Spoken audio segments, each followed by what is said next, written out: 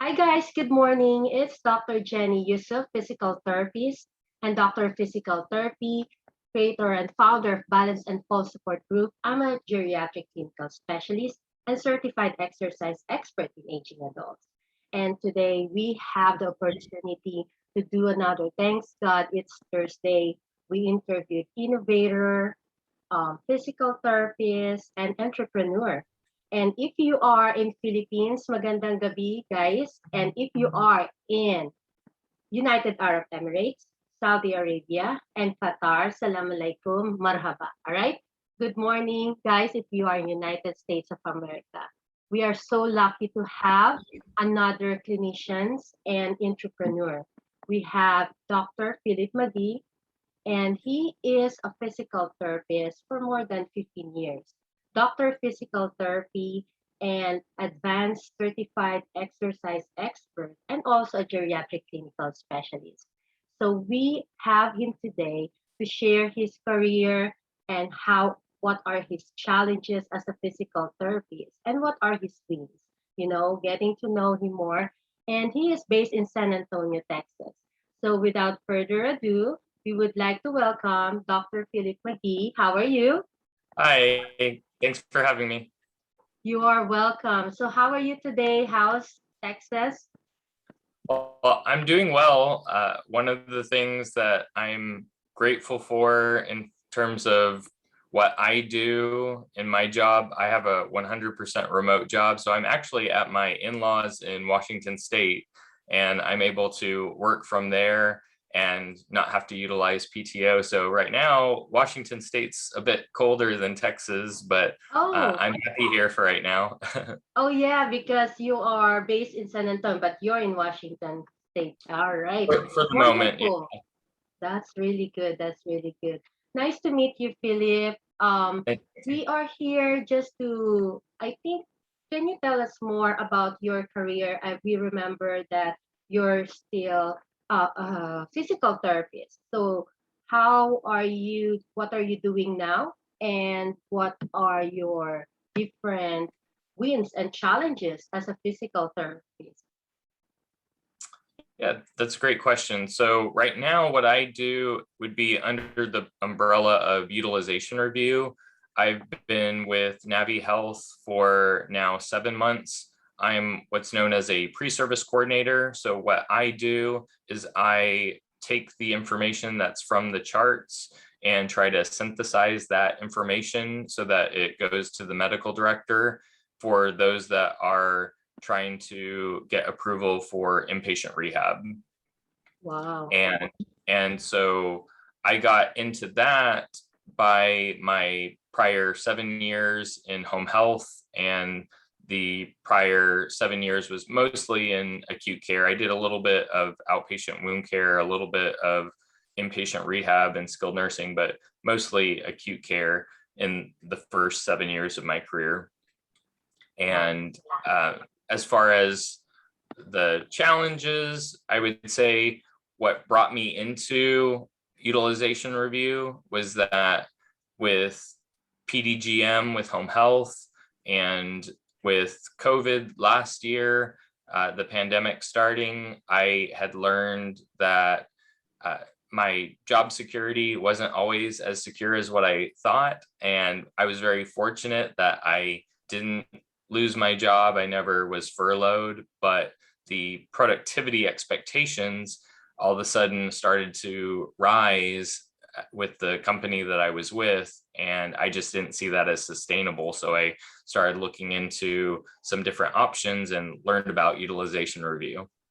Wow. Yes, yes. I heard about Navi Health, and they are all over. They have many in Tennessee and different states. So that's really good. Yeah, It's so good there's to know there's that. health plans in all 50 states that they handle. So they are all over the place. Yeah, 50 states. That's a lot. And can you tell us more when you say utilization review? Do they only hire therapists? Like, is there more on basis of as an OT or PT? Because I see as well opportunities for our assistants. They have PTA and quotas. So when it comes to the utilization review, there are opportunities for assistance and all types of therapists. I would say that it just depends on the company. With Navi Health, for utilization review, they don't hire assistants. They do hire nurses, PTs, OTs. They hire speech therapists for some positions, but not other positions. And so it just depends with Navi Health. The main entry level positions are skilled inpatient care coordinator, pre-service coordinator, and appeals and denials. Those are the main three. And so all of those can be done by PT, OT, nursing. Speech therapy at the moment isn't hired initially for pre-service coordinator. Yeah, that's really good. I remember there's an offer, let's say, it's a home health. You've been in the home health setting, and we Mhm. know that we have a better salary in the home health setting versus acute care. But does it affect you or give you a little bit of um you're thinking to accept the job before because it is maybe a different salary options, knowing that you are remote, or what thinks of you, or what gives you the idea I just take this career rather than continuing my home health as Yeah, a so, yeah, remote. Mhm.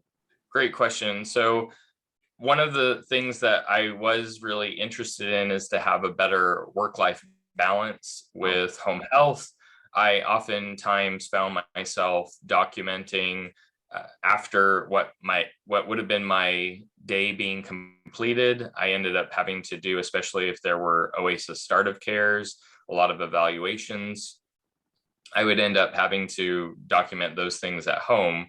And I have two young children and a wife, and I wanted to be able to have a better work life balance. And I found that having this 100% remote position allowed me to have a set start time and stop time. And I didn't have to do anything work wise before or after. And that was very appealing to me. yes, yes. That's really good when you say like, is it really like 100% or there is an opportunity to visit some of the facility in like a 10%, 15% for a coordination meeting or some like family meeting? Is there something like that too? So as far as Navi Health, the Mm-hmm. position that would allow that would be a skilled inpatient care coordinator, that they do go to skilled nursing facilities and they help assist with discharge planning, things like that. And it depends on the company. There are other companies that do have a hybrid, but as far as my position as a pre-service coordinator, it's 100% remote. Oh, okay. So there is really a level, like you can be like 100% remote as a first Mhm. service coordinator. And then there are also different, like that there's a 10% and then more like remote again, right? Okay. So that is a different like utilization review than many different branches in some Yeah. of sub subcategories. Okay, that's really appealing, especially if you are tired of snow is coming soon, winter. And as a home health, I am home health right now, Mm. Philip. Uh, So we are really challenged on the road, the travel, and I agree with you regarding the documentation that mm. even stayed at night just to complete those notes and everything. That's really challenging. Yeah. Yeah. So what's your skills? How did you learn, and then how did you know about this skilled service coordinator, and how did you get ready on it? What are the Yes. skills you need as a therapist? Yeah, very good question. So I first learned about utilization review at the very beginning of the year, that there was a YouTube video that popped up on my recommendations, and I played it while I was on my way to my next patient and listened to it and found out about that being an option. And that sounded very appealing. I became board certified in geriatrics in 2020. And I thought, well, this would be a good opportunity to utilize my knowledge and skills, because the test for getting board certified in geriatrics involves a lot of case studies, and you have different scenarios where they give you and you try to make the best decision. Yeah. So it sounded similar to what I had trained for with the test. And then I started to find out about the different companies that hire for utilization review. And I would say a lot of companies hire mostly nurses. There are some companies that hire for therapists, but Navi Health has been one of the top companies when it comes to hiring therapists for utilization review. And it did take a while, what I thought was a while. It took about 18 applications that I submitted until I got an interview. That was with different companies, not just Navi Health. And I would say that from my experience of helping others trying to get a job offer with companies that do utilization review, that was actually on the low end of waiting. That was about 2 months. A lot of people end up having to wait about 6 months, sometimes up to a year of applying. Wow. It just really depends on, I would say, someone's resume and learning how to write a non-clinical resume. That's actually one of the reasons why I started to offer the service of reviewing resumes, because myself included, I only knew how to write a clinical resume, and a clinical resume and a non-clinical resume don't look the same.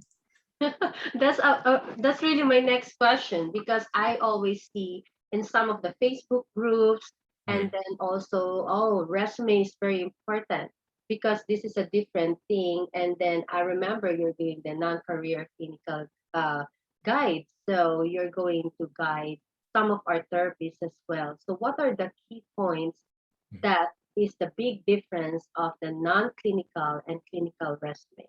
Especially, they need to know, because this is a non-clinical, as what you've said.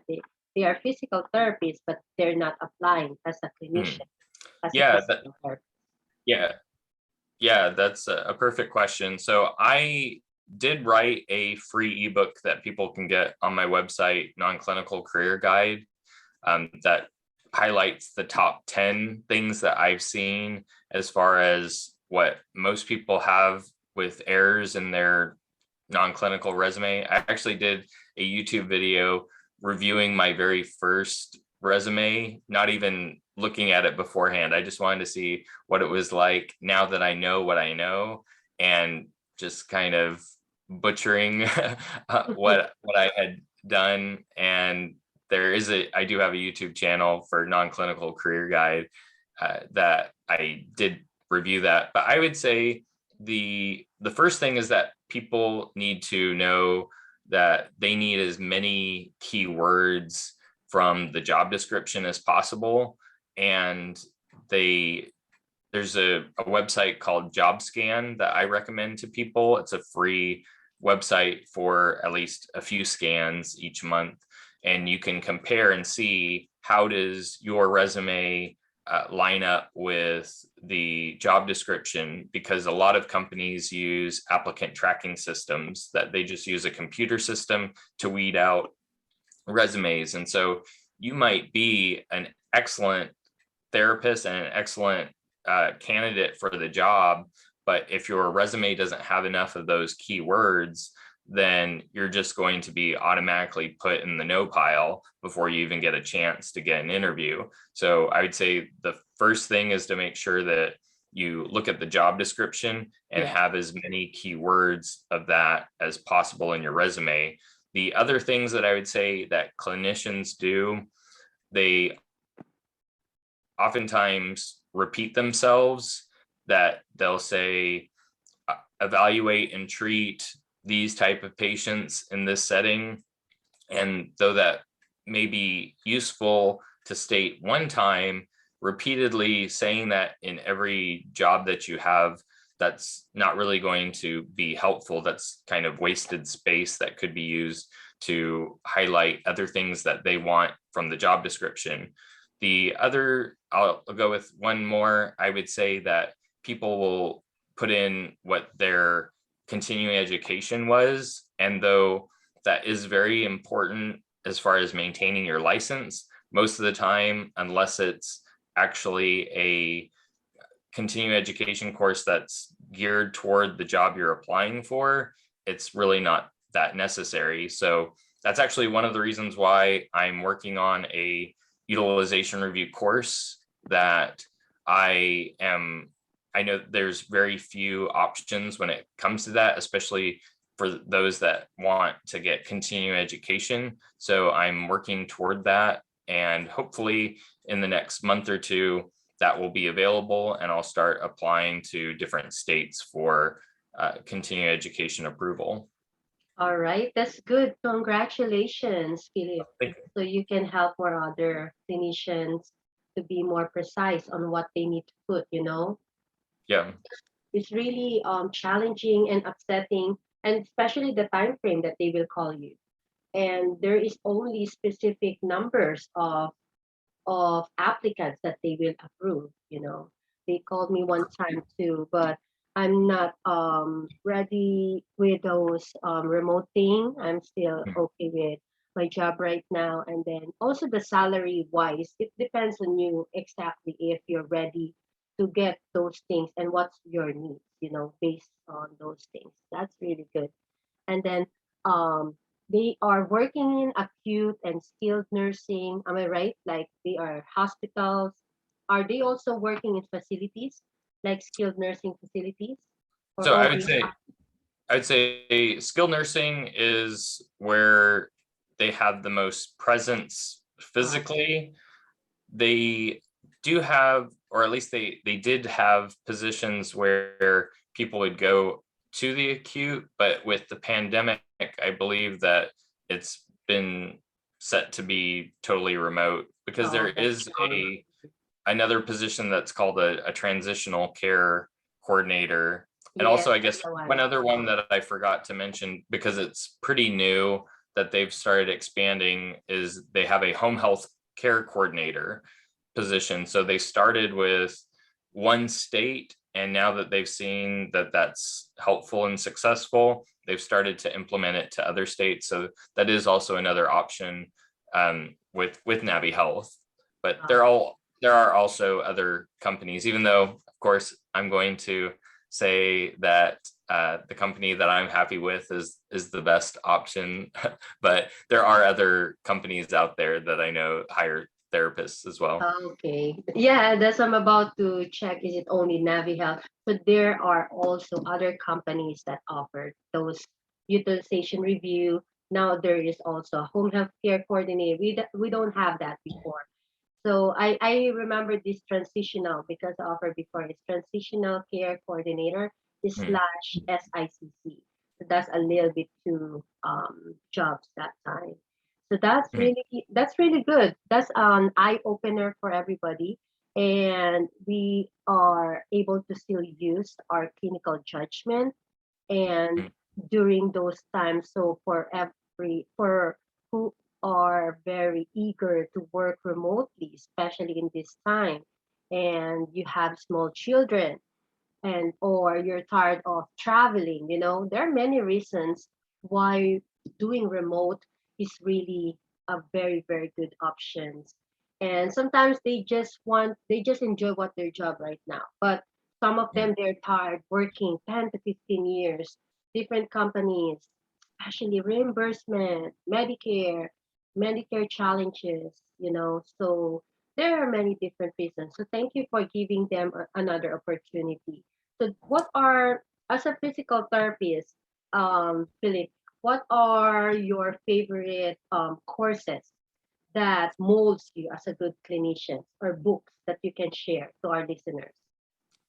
Yeah, so I appreciate that question. I would say I'll give you four different courses. The first one, it's not necessarily a course in and of itself, but they do offer courses, is that there is a group that I joined back when the pandemic actually started, it's called Brain Bites. And Julie Hirschberg in Los Angeles, she's a neuroclinical specialist. And then Brittany Kim, she's an orthopedic clinical specialist. They have monthly meetings. It's actually usually twice a month with other clinicians that go over case studies, that they go over a lot of interesting diagnoses like functional movement disorders. I used to just consider that conversion disorder, but now I know that it's not conversion disorder, that there are a lot of nuances and terminology that I was unaware of. And they have other continuing education courses that they offer that I've taken, but just to have that sense of community, especially now that I'm totally remote and I don't encounter very many therapists in person, it's nice to have that connection. Yes. Because even though I am non-clinical, I do really enjoy the aspects of problem solving and being able to learn from others. As far as other continuing education courses, I'm a huge fan of Mike Studer. If I could replicate myself as any therapist in the United States, I would want to be. I've jokingly said that I want to be like Mike back in the 80s, 90s, Michael Jordan commercials. They would say, I want to be like Mike. Mike Studer, he's an amazing neuroclinical specialist.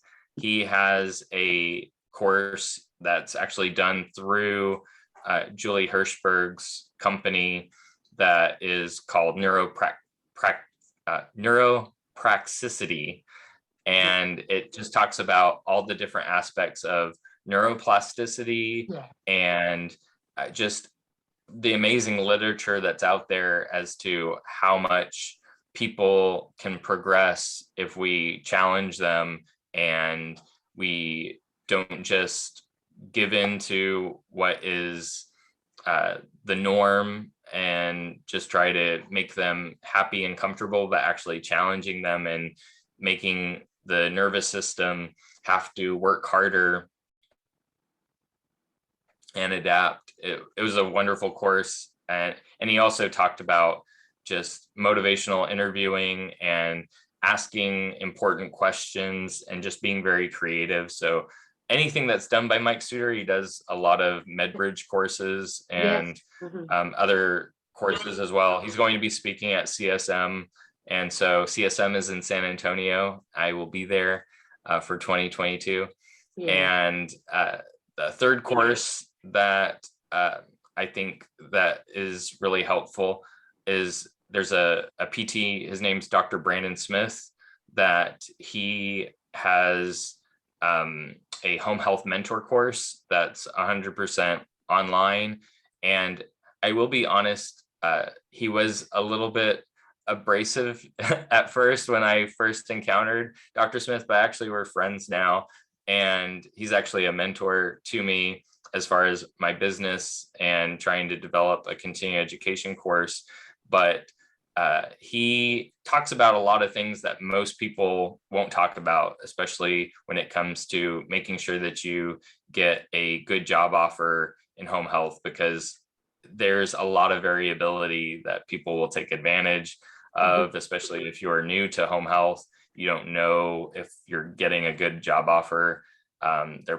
He makes sure that people aren't getting taken advantage of. And he has a good Facebook group that if you don't want to get the course yet, you can join the Facebook group for free. So I highly recommend him. And then the last, I would say, course that I took a while back and still was implementing as a clinician would be the total motion release course by, actually it's a set of courses, but Tom DeLonzo Baker, that it was really a paradigm shift to try to treat people by working on the side that works better as opposed to the side that has the impairment, and how I think there's a lot of reasons why it works. I think it's good that he doesn't pinpoint it to one thing as we learn more about pain neuroscience education and neuroplasticity, all the different reasons why it works. But if you train the side that's good, then the side that isn't good oftentimes gets results as well. And so I highly recommend his courses to people. That's really amazing. Yeah, all wonderful clinicians. Yeah, I'm familiar with Dr. Brandon Smith, Mike Studer, and Dr. Tiffany Shivert also work with Dr. Mike and majority of those courses also. And I think I'm not sure if he also went to Evidence in Motion as a teacher, but he is in MedBridge. I agree with you. And I heard also Dr. Tom Alonzo Baker for the total motion release. So I will check out Brittany and Judy on Brain Bites. So it's my first time to hear from them. So thank you so much for sharing this because our clinicians, they need lots of great resources and Mm, they are gearing now to different specialization. So yeah. I'm a geriatric clinical specialist. I had also recently my dementia specialization. And Mm, also, that's really wonderful if they will go OCS, neuro, those are great, and home health with Brandon. So thank you yeah. so much. These Oh, you're are all welcome. great. And how do you think we can connect with you, Dr. Philip? Yeah, so I have a few different ways. I do have a Facebook group it's called Non-Clinical Career Guide. That that's the Facebook group. It's also the website nonclinicalcareerguide.com. I do have a blog that's under that website. That website also does have the option of getting the free ebook. And if you're ready for a resume review or practice interviews, I do have that option to book that. I do have on the website some of the different people that I've helped that they've given testimonials as to how I've been able to help them.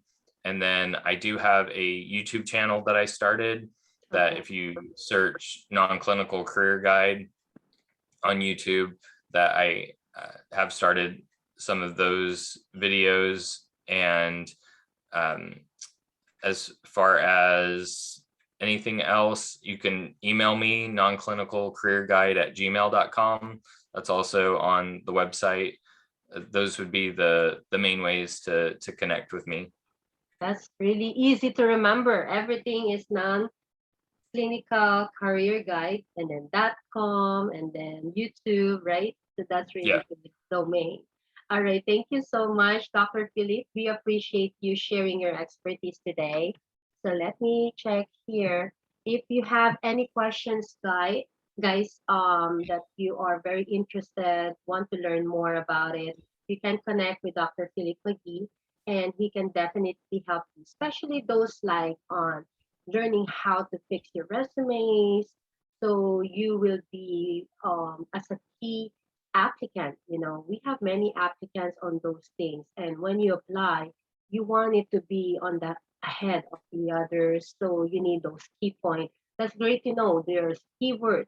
I always do that. I check first what are the job descriptions. So Mm, if you see the job descriptions, you need to put some of those on your resume because these are the people they're looking for.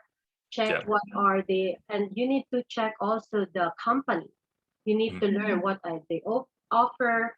Check the history during the interview. Why this company? What do you know about us? You need to have a background of what are you applying for. Not like just because there's a hiring. I saw it in Indeed.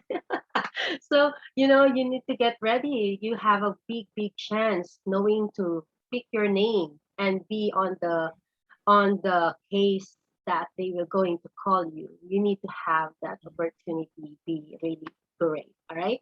So good luck, everybody. So thank you so much, Dr. Philip Magee. I appreciate your time and sharing your knowledge with us. So do you have any closing remarks to all? No, I would say that I really appreciate you having me. I would say, just as a general rule in life, to stay humble and to um, think less often of yourself, think more of others, and your life will be much happier if you're not as focused on yourself and you're focused on how others are and who they are as people. So thank you so much for having me on. You are welcome, Philip. Oh, that's really a nice closing. Be humble. That's true because we are temporary here. And this is whatever we have here, our skills, our financial things, these are all temporary. We just borrow those, right? So share what we have and help others. That's good. So this is a really nice interview. Thank you guys for listening. And if you want to check on us, always check the emails that we will going to post on this interview, and check out the balance and pulse support group in aging adults, and also the Fishigen PT and Wellness. So it's me again, Dr. Jenny, physical therapist and Dr. Physical Therapy. I'm the current vice chair of the Global Health in Aging Adults and the Special Interest Group with an APTA. So if you have any concerns, questions, connect with us and have a good day. All right. Thank you so much. Bye, guys. Thank you, Dr. Philip. Appreciate you.